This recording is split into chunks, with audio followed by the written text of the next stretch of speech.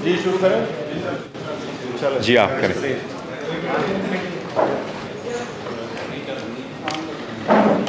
शुरू करें।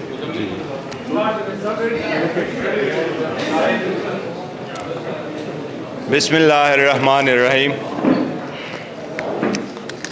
आप सब लोगों का इस शॉर्ट नोटिस पे आने के लिए बहुत शुक्रिया।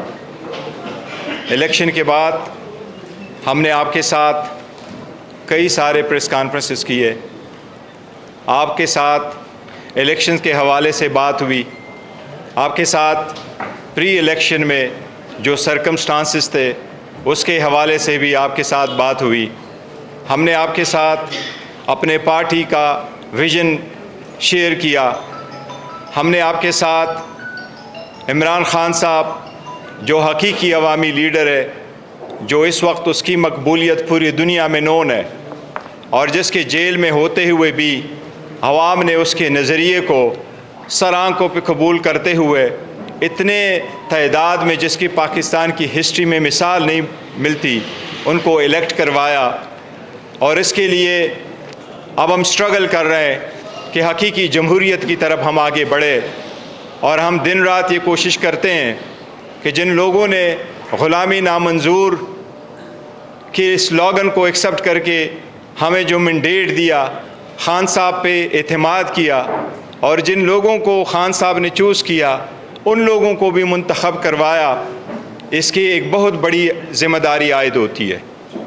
हकीकतन वो लोग जो कुर्सियों की तरफ भागे जा रहे हैं उनके पास अवामी मैंडेट कोई नहीं है, वो स्टोलन मैंडेट है। ट्रस्ट अवाम का हमेशा अर्न किया जाता है। वो जो लोग ये कहते हैं इस कुर्सियों पे हम जाने वाले हैं, ओथ उठाने वाले हैं, वो इनफैक्ट अपने घर में ही यही सोचते हैं कि अवाम के वो मुंतखब करदा नुमाइंदे नहीं है। और अगर आप अवाम के मुंतखब करदा नुमाइंदे नहीं है तो आपके पास वो विज़न, वो जज्बा, वो इस्तिताअत, वो ईमानदारी, वो लगन, वो नहीं होता कि आप इस मुल्क को आगे लेके जा सके। हमारे मुल्क को कई सारे चैलेंजेस दरपेश है, चाहे वो सियासी हो, चाहे वो माशी हो। पाकिस्तान तहरीक इंसाफ खान साहब अपने विज़न के मुताबिक आगे बढ़ते हुए हम चाहते हैं कि पाकिस्तान की तरक्की हो, इकनॉमी की तरक्की हो। लेकिन आपने देखा है on and off IMF programme का और एक लेटर का भी जिक्र होता रहा है।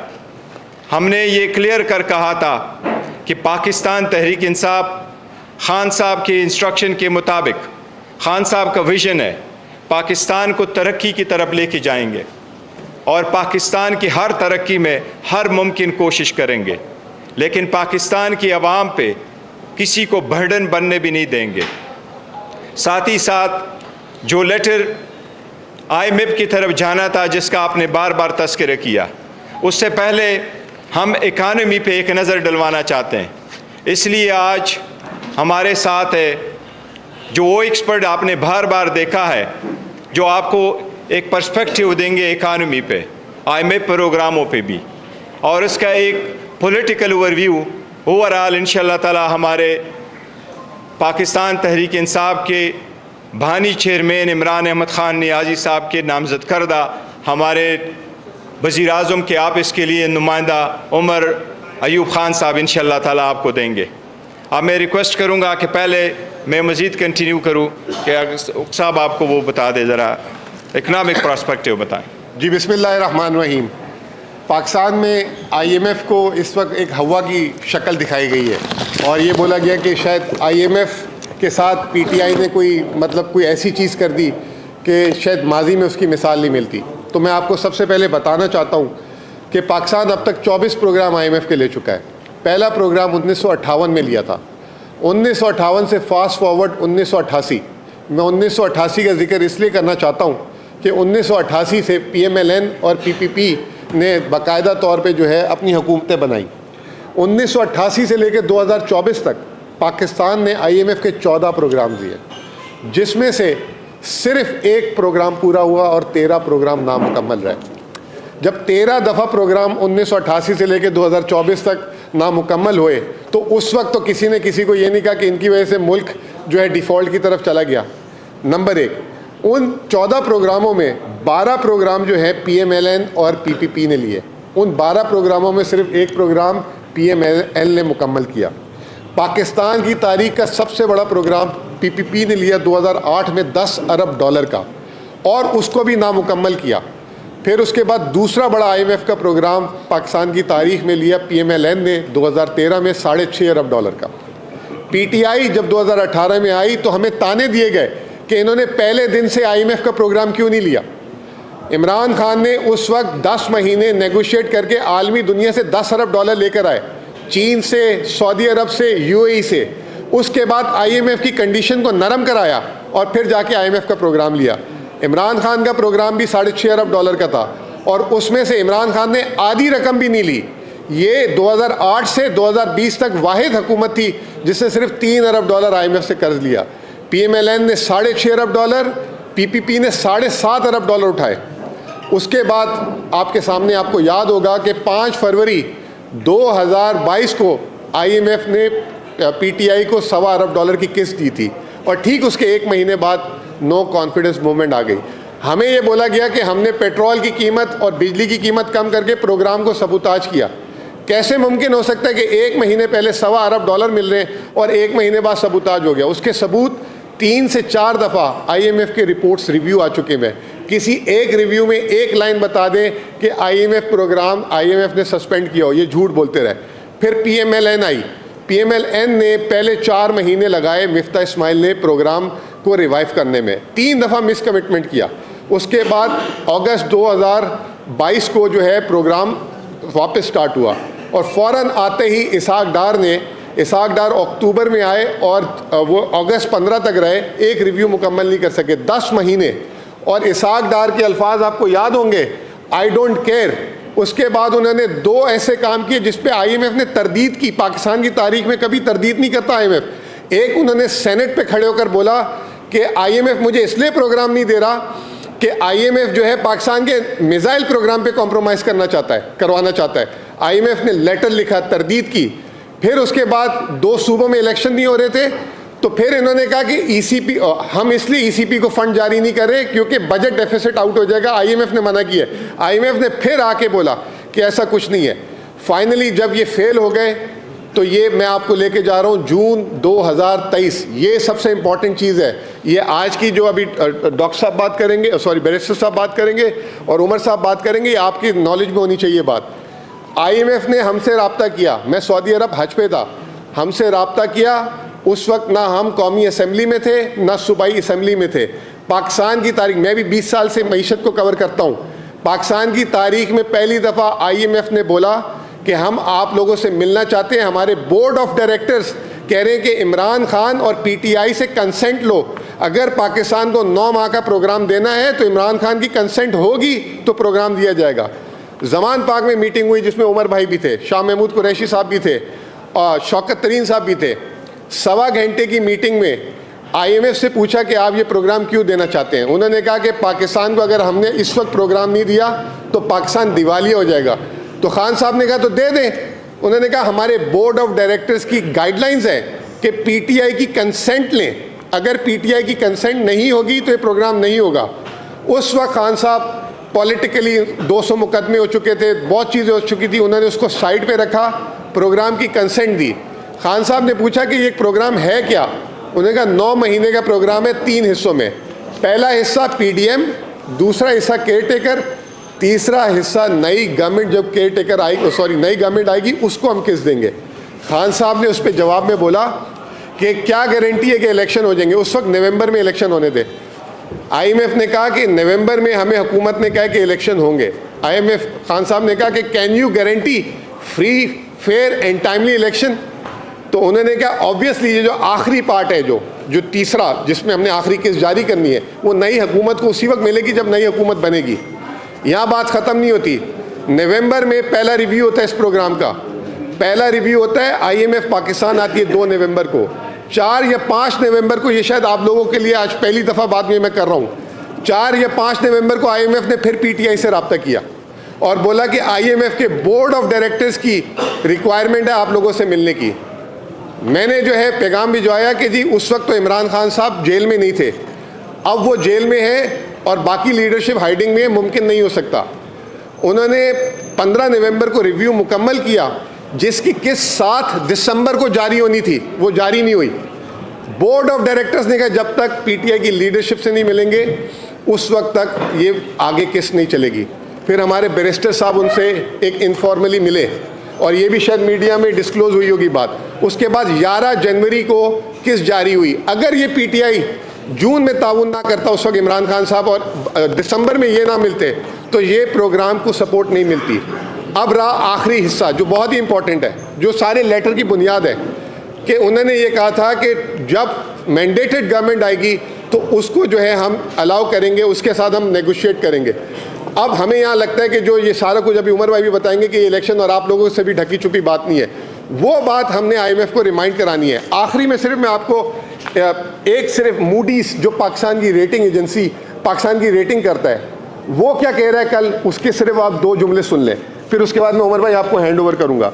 मूडीज ये कहता है कि Pakistan there is a high uncertainty around the newly elected government, willingness and ability to quickly negotiate new programs soon. The forthcoming coalition government electoral mandate may not be sufficient strong to pursue the difficult reforms that will likely to earn the successor program. यानी कि नया programme को earn करने के लिए नई government में भी कोई कैपेसिटी नहीं है। एक सिर्फ आपको बात बता दूं कि ये प्रोग्राम जो अभी चल रहा है ये 30 मार्च को ख़त्म होगा, आज से 1 महीना 1 दिन बाद, और उसके बाद नया प्रोग्राम शुरू होगा जिसके बारे में हमने IMF से बात की है। ओवर टू उमर भाई।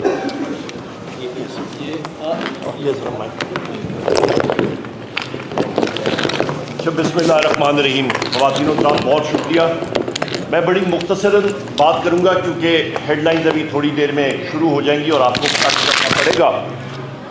सबसे पहली चीज़, मेरे कॉलीग्स ने आपके सामने पस मंज़र रख दिया है कि पाकिस्तान की मईशत कहाँ पे थी, कैसी चल रही थी, और IMF के हवाले से आपके सामने मेरे साथी मुज़म्मल साहब ने भी डिटेल्स दे दी हैं।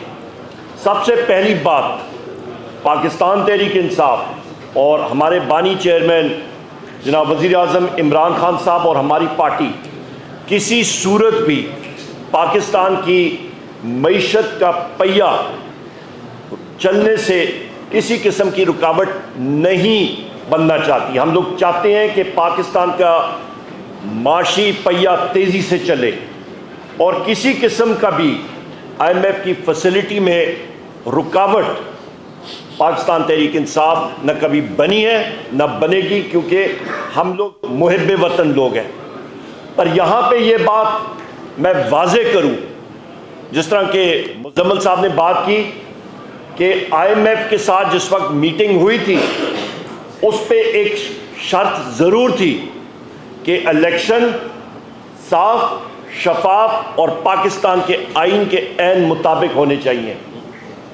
पाकिस्तान में इस वक्त जो इलेक्शन हुए उस पे धांधली नहीं, फॉर्म 47 के तहत धांधला हुआ है। और हमारे पास और हमारे साथियों ने यहाँ पे मुतअद्दिद प्रेस कॉन्फ्रेंसेस करके वो सब डिटेल्स आप साथियों के ख़वातीन और हज़रात, प्रेस मीडिया के ख़वातीन और हज़रात के सामने वो रखे हैं और हम लोग असेंबलीज़ में भी रखेंगे। ये हमारी डिमांड ज़रूर है कि जो कर्जा मुल्क के ऊपर या चढ़ाया जाएगा उसका वापस देना, वो पाकिस्तान के हर शहरी के ऊपर वो कर्जा चढ़ता है और हम लोग कर्जोई हो जाते हैं। लिहाजा शाखर्चियाँ करे ये केयरटेकर हुकूमत या PDM की हुकूमत, गलत इस्तेमाल इनका ये लोग करें और खमियाजा पाकिस्तान की अवाम भरे, उसके ऊपर ज़रूरी है कि IMF का प्रोग्राम और समझना कि IMF के पास आप जाते किस लिए हैं कि बैलेंस ऑफ पेमेंट सपोर्ट और रिफॉर्म एजेंडा के साथ पाकिस्तान की मईशत को रिफॉर्म करना सिर्फ एक मजबूत और मुंतखब और शफाफ हुकूमत ही कर सकती है, कमज़ोर ना कि एक करप्ट हुकूमत। ये PDM 2 हुकूमत या ये जो अपने आप को सोच रहे हैं एक्सटेंशन पीपल्स पार्टी और मुस्लिम लीग नून की, जिन्होंने हमारा इलेक्शन चोरी किया, ये किसी किस्म का रिफॉर्म प्रोसेस नहीं कर सकते और ये पैसा सही तरह इस्तेमाल नहीं होगा। लिहाजा हमारी डिमांड है कि पाकिस्तान के ही दो इदारे हैं, आपका एक फाफेन नेटवर्क है और दूसरा पतन। आपका ये कोलिशन है 38 मुख्तलिफ ऑर्गेनाइजेशंस का, और कोलिशन 38 इसको कहते हैं। और हम लोग ये चाहते हैं, और इनके पास मेथडोलॉजीज भी मौजूद हैं, जिसके तहत एक टाइम फ्रेम के अंदर ये लोग इमीडिएटली जनरल इलेक्शन का ऑडिट करें और ये चीज़ मुल्क के सामने लाएं और दुनिया और कौम को ये सामने बताएं कि इस इलेक्शन में किस तरह और कहां पे धांधला हुआ था। ये मैं चाहता हूं, और अब हमारे सारे साथी यहां पे मौजूद हैं, हमारी ये डिमांड है। मैं फिर रिट्रेट करता हूं कि पाकिस्तान तहरीक इंसाफ चाहती है कि मुल्क में तरक्की हो, पर जो कर्जा पाकिस्तान का लिया जाता है वो रिफॉर्म्स के लिए सही तरीके से इस्तेमाल किया जाए, ना कि वो हम पे बोझ बने और वो शाह खर्चिया में इस्तेमाल हो। बहुत शुक्रिया जी। अब मैं आपको ये बताऊं, जिस तरीके से आप लोगों ने IMF के बारे में सुना, आपने इसका पर्सपेक्टिव भी देखा, आपने मुल्क के इकनॉमिक सर्कमस्टांसेस भी देखे हैं। इसलिए मैं आपको ये बताऊं, जिस तरीके से पहले ज़िक्र हुआ था, बानी चेयरमैन पाकिस्तान तहरीक इंसाफ की तरफ से आज एक लेटर IMF को भेज दिया गया। ये लेटर IMF के रेजिडेंट्स पाकिस्तान में उनको भेजा है, जो आगे वाशिंगटन में होगा और वहाँ ये ओपन होगा। जब लेटर कभी वहाँ जाएगा तो फिर आपके साथ शेयर भी किया जाएगा।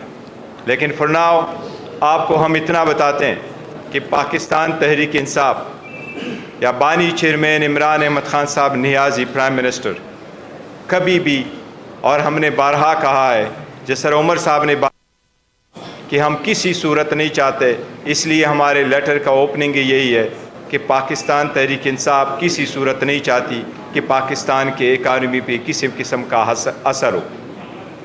लेकिन IMF को हमने ज़रूर रिमाइंड करवाया है, वो वादा, वो कमिटमेंट और उनकी वो गाइडलाइंस जिसके मुताबिक इलेक्शन का फ्री, फेयर और ट्रांसपेरेंट होना लाजिम था, और उस कमिटमेंट के रिमाइंड करने के लिए हमने उस लेटर में ज़रूर अदा किया है। ये मैं आपको बताना चाह रहा था कि आज बाज़ाब्ता तौर पर लेटर डिलीवर हो चुका है। साहब कोई क्वेश्चन हो तो कहने चाहिए? कोई क्वेश्चन? जी क्वेश्चन ये के लिए साहब इसका जवाब दे सकें। 5 फरवरी को इंटर पार्टी इलेक्शन करवाने थे, लेकिन वो ना हुए। सियासी क़यादत उसमें शिरकत करना चाह रही थी इंटर पार्टी इलेक्शन में। फिर अब 3 मार्च को ऐसे बताए जा रहे हैं जब सियासी क़यादत सुन्नी इत्तेहाद मंसब में शामिल हो चुकी है और चंद अफराद के लिए ही PTI के लिए खुला मैदान है, यानी आपके लिए। दूसरी तरफ अभी पता चल रहा है उसी तरह की चीज़ें, कोशिशें हो रही हैं आपके लिए या आपके हुक्का के लिए, आपके लिए खासकर अपोजिशन लीडर बनाने के लिए उसी तरह तैयारी है कि एक रास्ता हम बात कर देंगे। क्या ये PTI की मुकम्मल पॉलिसी, मुकम्मल सियासी और पॉलिटिकल वक्तव्य या क़यादत के साथ मुशावरत से होती है, या इसके लिए इंट्रा पार्टी इलेक्शन? देखो, जहाँ तक आज की प्रेस कॉन्फ्रेंस का ताल्लुक है, तो हम आपको इकानमी पे ब्रीफ करना चाह रहे थे, IMF के लेटर के बारे में बताना चाह रहे थे, ना कि इंट्रा पार्टीज़ इलेक्शंस के। इंट्रा पार्टीज़ इलेक्शंस हमारे होने थे 5 फरवरी को, वो पोस्टपोन हो गए थे और हमने इलेक्शन के होने की वजह से पोस्टपोन करवाए थे। उसमें हर एक बंदा फ्री है कि वो पार्टिसिपेट करे, और वो सारे जितने लोग थे पहले, इनमें से सिर्फ मैंने और उमर साहब ने और अली असगर ख़ान साहब ने पार्टी नहीं ज्वाइन की, बाकी लोगों ने पार्टी ज्वाइन की जिनकी ख्वाहिश थी, लेकिन वो पैनल पहले से भरे हुए थे। लेकिन उसका कोई ऐसा नहीं है कि वो हम कोई किसी लोगों को अवार्ड करना चाह रहे थे। जहाँ तक अपोजिशन लीडर का ताल्लुक है तो वो खान साहब ने फैसला करना है, बट मैं किसी ओहदे का उम्मीदवार नहीं हूँ। इंशाअल्लाह ताला मेरी कोशिश होगी जो भी है। मैं यहाँ पे मैं ऐड करता चलूँ, भाई का क्वेश्चन है कि जिस तरह की पाकिस्तान तहरीक इंसाफ का इंट्रा पार्टी इलेक्शन हुआ है, फिर बाकी भी पार्टियाँ वो बेंचमार्क जो है वो इलेक्शन Adopt कमीशन करवाएं। वो अडॉप्ट कराएं और मुस्लिम लीग नून में, पीपल्स पार्टी में, अवामी नेशनल पार्टी में, XYZ जो भी पार्टी हैं वो यही क्राइटेरिया शफाफ हमने, मैं आपको करें। सिर्फ ये बताऊँ, आपने पॉइंट उठाया है, पाकिस्तान के सारे न्यूज़पेपर में, चाहे वो इंग्लिश के चाहे उर्दू के, उसमें हमने एडवर्टिजमेंट दिए, वो नोटिस पढ़वाए, शेड्यूल दे दिए, और इसी की वजह से 3-3 पैनल और 2-2 पैनल मुख्तलिफ जगहों पे आए। टिक्का सानी साहब एक मिनट टिक्का सानी साहब आप अभी की बात गर्दिश कर रही थी कि आपके मुखातिब ने पहले इमेज बिल्ड कर दिया कि शायद ये पाकिस्तान के खिलाफ है, ये पाकिस्तान की इकोनॉमी के खिलाफ है। तो ये खत जो है इसकी इब्तदाई मतन तो बताएं ताकि मुतमईन कर सकें कि पाकिस्तान की मैशियत या पाकिस्तान के खिलाफ है।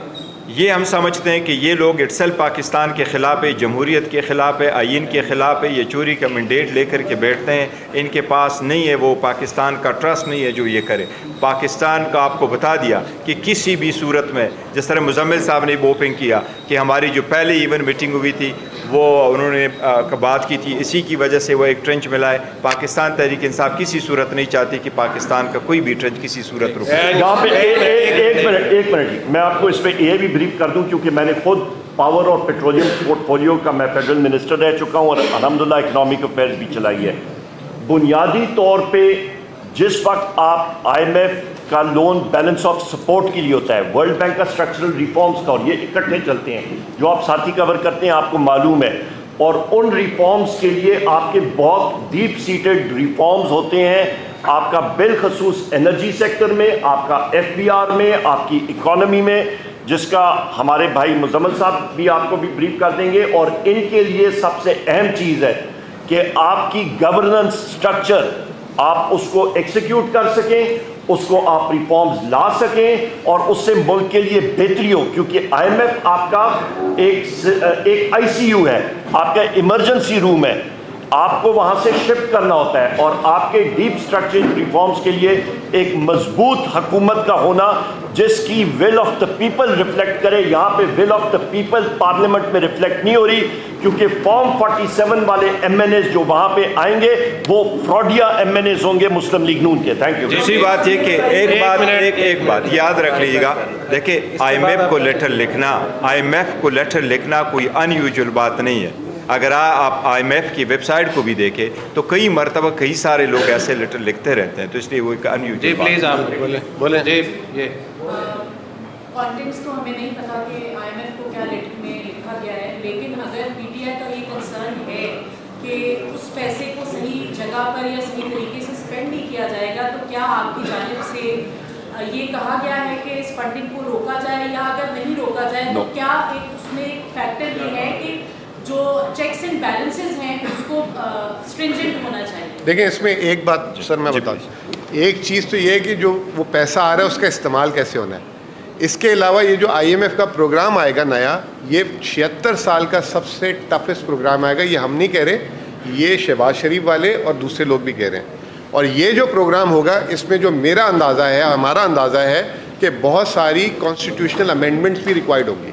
तो इस प्रोग्राम में जब आप कॉन्स्टिट्यूशनल अमेंडमेंट्स में जाएंगे तो उसके लिए विल ऑफ द पीपल भी ज़रूरी है। अगर वो मैंडेटेड गवर्नमेंट नहीं होगी तो वो कैसी चीज़ मूव करेगी। दूसरी बात, आपको एक और बात बता दूं कि अभी प्रोग्राम में हम ऑलरेडी हैं, जो 30 मार्च को ख़त्म होगा, उसको किसी लेटर कोई चीज़ नहीं रोक सकती। दिसंबर की बेसिस पे $1.2 अरब जब नई हुकूमत आ जाएगी वो हमें रिलीज़ भी हो जाएंगे। ये हम बात करें नए प्रोग्राम की जिसमें नए फैसले होने हैं, और वो नए फैसले किसका हक है करने के, जिसको आवाम ने वोट दिया है। आखिरी बात, एक बात मैं भूल गया था उस वक्त बताना कि जनवरी में, दिसंबर में तो सिर्फ IMF एक पॉलिटिकल पार्टी से मिली, वो थी PTI। नून लीग से क्यों नहीं मिली, पीपल्स पार्टी से क्यों नहीं मिली? चले उस वक्त तो PDM हुकूमत थी जब प्रोग्राम मिला था। ये सवाल भी आप देख लें कि हमने इस प्रोग्राम को कितना सपोर्ट किया, और हमने किसी स्टेज में कोशिश भी नहीं की, बल्कि सपोर्ट करके ये जो 9 महीने का प्रोग्राम है ये हमारी कोशिशों से मुकम्मल हुआ है और किसी की कोशिश से मुकम्मल नहीं हुआ। इस पे एक मिनट यहाँ पे एक मिनट में बात कर लूँ। एक ज़रूरी बात आप जहन में ख़वातीन आज़ाद रखिएगा।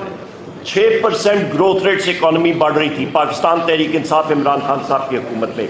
ये हम नहीं कह रहे हैं, ये इकोनॉमिक सर्वे जो कि मुस्लिम लीग नून की PDM हुकूमत ने शाया किया हमारी गवर्नमेंट के जाने के बाद, उसके बाद जो मुस्लिम लीग नून और ये PDM की हुकूमत आई, इन्होंने मईशत का बेड़ा गर्क किया और इन्होंने जीरो नहीं मनफी ग्रोथ रेट पे, यानी कि मईशत का हुजम इन्होंने कम किया बजाय बढ़ाने के।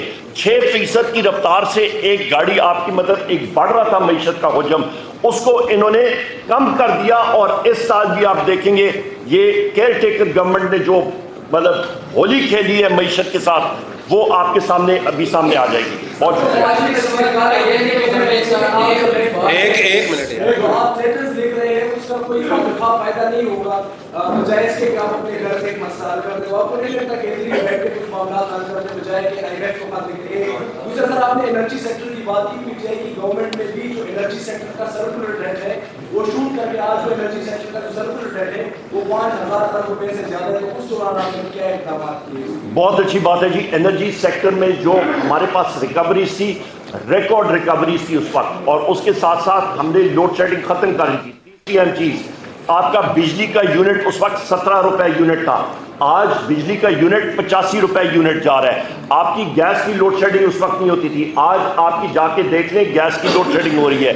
आपके हमारे जो डीप सीटेड रिफॉर्म्स थे एनर्जी सेक्टर पे, मैं पूरी प्रेस कॉन्फ्रेंस कर दूंगा। सर्कुलर डेट का फ्लो हम लोग बिल्कुल कम करके हमने तकरीबन 8-10 अरब रुपए पे हम लोग ले आए थे। फ्लो उसका फ्लो बहाव जो है बिल्कुल कम कर दिया था, आज वो फिर तकरीबन 40-45 अरब रुपए से ज्यादा तजावुज कर गया महीने का सर्कुलर डेट का फ्लो। ये तो इनका हाल है और इनसे वो कंट्रोल भी नहीं हो रहा और मजीद बढ़ता जा रहा है। और आखिरी चीज, शहबाज शरीफ साहब और इनकी हुकूमत से ये पूछे, बैसियत मिनिस्टर पावर मैंने FIA को लिखा था, 45 अरब रुपए का फ्रॉड इन्होंने किया था, वो लेटर मैंने लिखा था क्योंकि नंदीपुर को इन्होंने अमाउंट्स डाइवर्ट की थी। आपने जो बात बोली कि लेटर का असर क्या होगा, हम कोई किसी चीज़ की मतलब जैसे बैरिस्टर साहब ने भी बोल दिया कि हम क्योंकि पिछले 9 महीने में भी जो $3 अरब हमारी वजह से, हमारी काविशों की वजह से आया है, ये 30 मार्च पे ये प्रोग्राम खत्म होगा और अगला प्रोग्राम नेगोशिएट करते करते भी कई माह लग जाएंगे। ये अगले 1.5 से 2 हफ्ते में अगर लार्जर इंटरेस्ट में सारे ये चीज़ इसकी इन्वेस्टिगेशन करा दें और जो भी ऑडिट है, जो भी सया सफेद है सामने आ जाए, तो क्या इसमें डर है? और आप कह रहे हैं इसका असर नहीं होगा, तो फिर इतना परेशानी किस बात की है? हम तो नहीं चाहते। और आखिरी चीज मेरी तरफ से तीन अपना हफ्ते के दिन 2 मार्च बन रहा है, 2 मार्च को हफ्ते का दिन जो है इंशाअल्लाह ताला मुर्गी प्रोटेस्ट पाकिस्तान तहरीक इंसाफ करेगी इस धांधले के खिलाफ जो कि उन्होंने किया।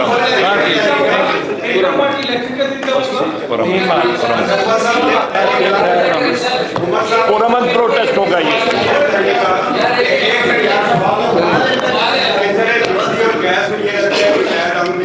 अपने घर के कनेक्शन चैनल को भी दिए हुए हैं, कह रहे हैं ये बताइएगा कि मूड नहीं लग रहा है इलेक्शन कमीशन का मखसूस नशिस्तें आपको और सदर ने नहीं बल्कि पार्लिमानी मुफ्ती जानिब से स्पीकर के ऑफिस जानिब से इजलास का सुबह 10 से बुलाया गया है, क्या हिकमत अमली हमारी बहुत सिंपल है।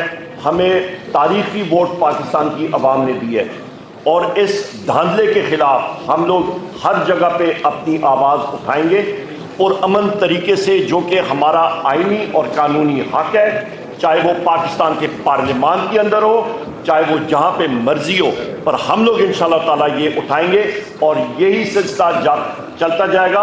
और सबसे अहम बात यह है कि ये PDM 2 की जो जमातें इकट्ठी हो रही हैं, एक तरफ आपके पास एक मुनज़्ज़म, एक वो जमात जिसमें से हर किसी किस्म की इम्प्योरिटीज निकल चुकी हैं, टफ लोग मौजूद हैं, दूसरी तरफ आपके पास कड़छे, चमचे, देगें, आपके पास रंबे, गैंती, बेलचे, जो कि एक मफादात का एक मंबा जो है वो इकट्ठा हुआ है।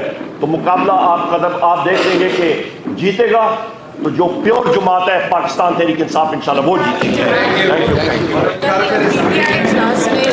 करेंगे